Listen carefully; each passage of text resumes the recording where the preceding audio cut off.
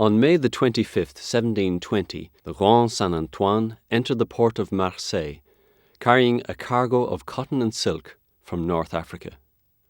2 of the crew were carrying something else: the bubonic plague.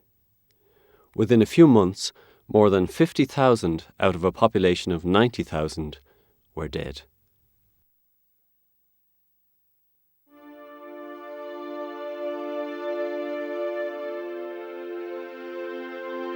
Civilization in Western Europe emanated from Marseille, when settlers from Phocaea in Greece arrived there about 600 BC. In those 25 centuries, this great seaport had never seen calamity on such a scale as the plague of 1720. At one stage, 2,000 unburied bodies lay stretched out between the cathedral and the water. Touching them was too risky. The plague raged relentlessly through the summer months.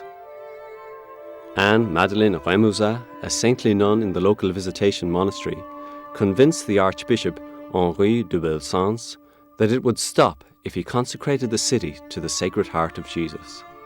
To consecrate literally meant to set aside for or dedicate to God. On November the 1st, 1720, the Archbishop performed an act of consecration to the Sacred Heart in the street now named after him, in the presence of the city council and those of the citizenry who were willing to come together in public in spite of the danger of contagion. The situation changed dramatically. The plague ended abruptly. The city authorities promised to commemorate this act in perpetuity. When they reneged on this promise a few years later, the plague began again. Suitably chastened and now conscious that consecration is not something lightly undertaken, they renewed their commitment and the plague again ceased. The original promise had been kept, culminating in the building of this Basilica of the Sacred Heart after the Second World War, over 200 years later. The history of Sacred Heart devotion, from its origins on Calvary and its flowering in France, are recorded in the art and decor of the Basilica.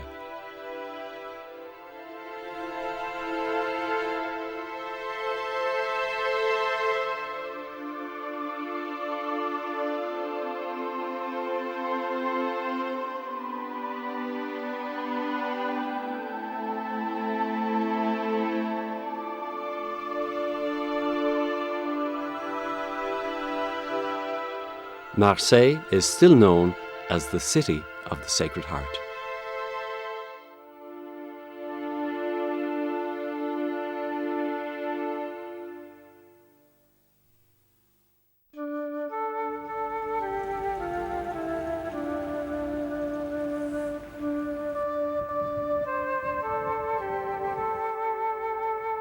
It was a little-known town in the Charolais area of France, Paray-le-Monial, that became the cradle of devotion to the Sacred Heart in modern times.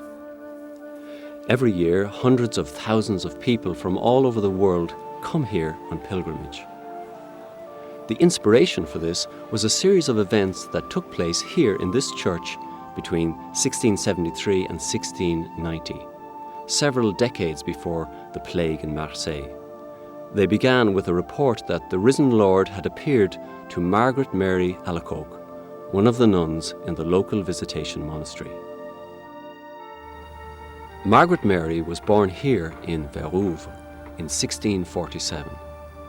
She was baptized here. After a difficult childhood, her in-laws subjected her widowed mother and herself to continual harassment. She entered the monastery of the Visitation of Holy Mary at the nearby town of Paray-le-Monial in her early 20s. She stayed there until her death at 43 in 1690. She had hardly entered the order when the series of visions took place that turned her life upside down and have had an incalculable influence on the history of religious practice in the Catholic Church ever since. On the feast of St. John the Evangelist, December the 27th, 1673, she describes what happened. One day, having a little more leisure, I was praying before the Blessed Sacrament, when I felt myself wholly penetrated with that divine presence, but to such a degree that I lost all thought of myself and of the place where I was, and abandoned myself to this divine Spirit, yielding up my heart to the power of His love. He made me repose for a long time upon His sacred breast, where He disclosed to me the marvels of His love and the inexplicable secrets of His sacred heart. It seems to me that this is what He said: "My divine heart is so inflamed with love for all humanity, and for you in particular, that being unable any longer to contain within itself the flames of its burning love, it has to spread them far and wide through you, and manifest itself to all the people, in order to enrich them with the precious treasures which I make known to you, and which contain graces of sanctification and salvation necessary to withdraw them from the abyss of perdition." 3 more similar visions were to come. The most celebrated came about 2 years later in 1675, during the week after the feast of Corpus Christi. Then showing me His divine heart, He said, "Behold this heart which has loved all men and women so much, that it has spared nothing, even to exhausting and consuming itself, in order to reveal to them its love. And in return I receive from the greater number nothing but ingratitude, by reason of their irreverence and sacrileges, and by the coldness and contempt they show me in this sacrament of love." The Lord then asked that the Friday after the octave of Corpus Christi be set aside for a special feast to honour His Sacred Heart. The faithful were to receive communion on that day and make reparation to His Sacred Heart by a solemn act. This was intended to make amends for the irreverence and disrespect it had received during the time it had been exposed on the altars. The Lord continued, "I promise you that my heart shall expand itself to shed in abundance the influence of its divine love upon those who shall thus honour it and cause it to be honoured." Margaret Mary was herself suspicious about the authenticity of these visions. She was reluctant to talk about them. A Jesuit priest, Claude La Colombière, was appointed chaplain to the monastery around this time.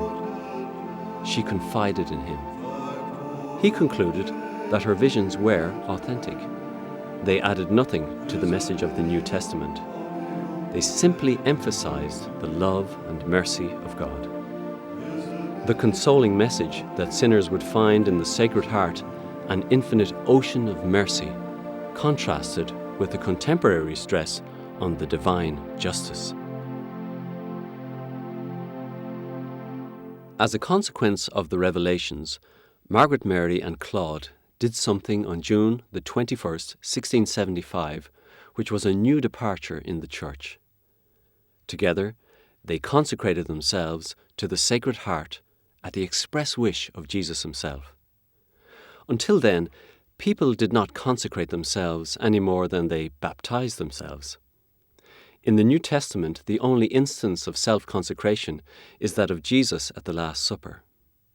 In subsequent centuries, the consecration of persons was an episcopal prerogative, not a personal initiative.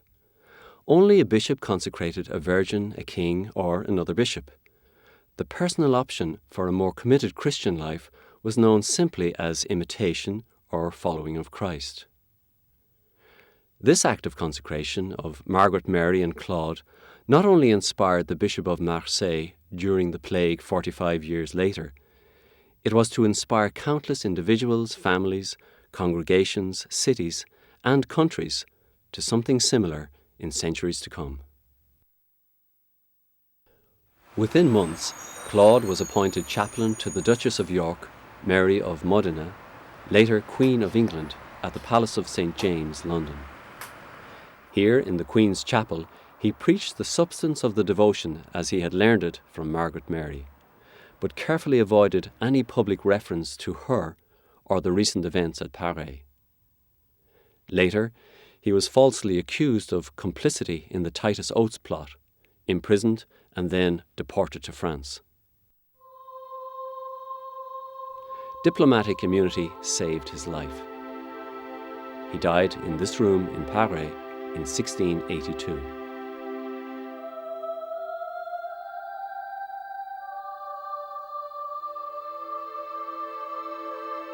His personal diaries, published after his death, but in the lifetime of Margaret Mary, provided the basis of the devotion to the Sacred Heart in the future. Margaret Mary intimated to those around her that the devotion would only begin to flourish after her death.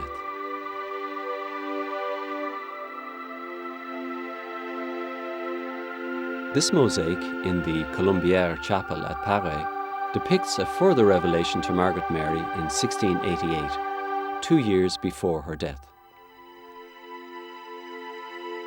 In a letter, she described how she had seen Jesus seated on a throne with his mother on his right. Before him were St. Francis de Sales, founder of the Visitation Order, Claude la Colombière, now dead 6 years, a number of Fathers of the Society of Jesus and Sisters of the Visitation, known for their devotion to the heart of Christ. In the vision, the main speaker was the Blessed Virgin. Margaret Mary wrote, Turning to the good Father de la Colombière, this Mother of Goodness, pointing to the Divine Heart, said, As for you, faithful servant of my divine Son, you have a great share in this precious treasure.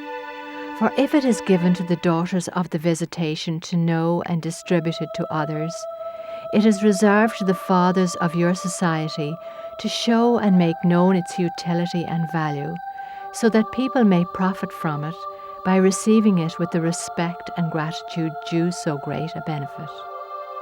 In proportion as they give him this pleasure, this divine heart, source of blessings and graces, will shower them so abundantly on the works of their ministry that they will produce fruits far beyond their labours and expectations, and this too for their own personal salvation and perfection.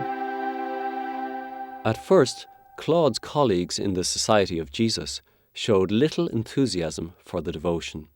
Jean Croiset, a confidant of both Claude and Margaret Mary, was forbidden by superiors to talk about it to young members of the order. It all seemed too good to be true. This initial reluctance eventually gave way to enthusiastic acceptance. In the order, promoting and preaching the devotion eventually came to be known as munus suavissimum, or the most delightful duty.